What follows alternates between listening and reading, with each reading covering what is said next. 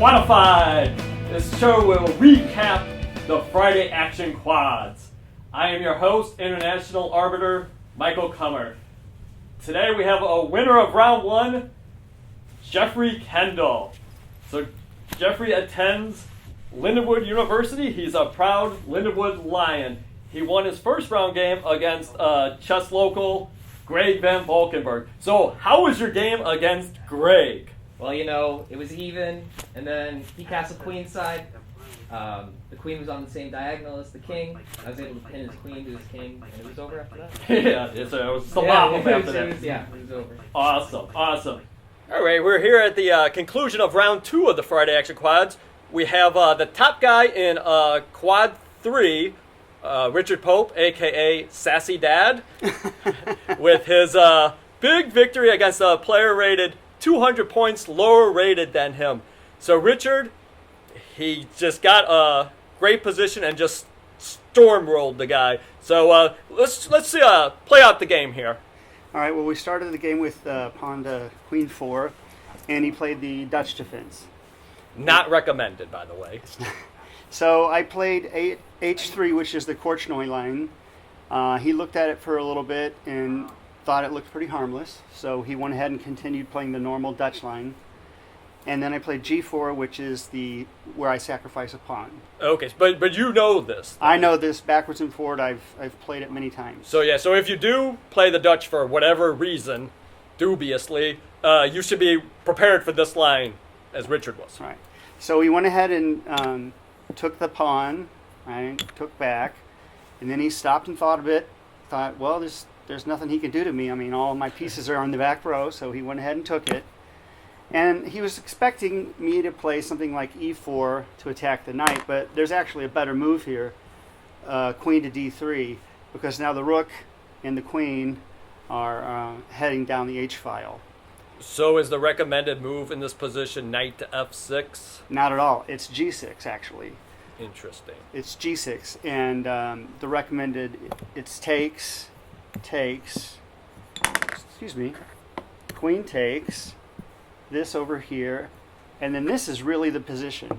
And if you're a fan of the Dutch, you don't play positions that look like this. So he was already very uncomfortable if he would have gotten in that situation. Yeah, I'd say so. But back to the game,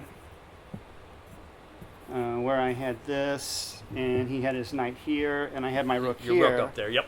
All right, he did go ahead and do what you mentioned, knight f6. Oh, no. We have to edit that part out then. Okay. Redo the interview.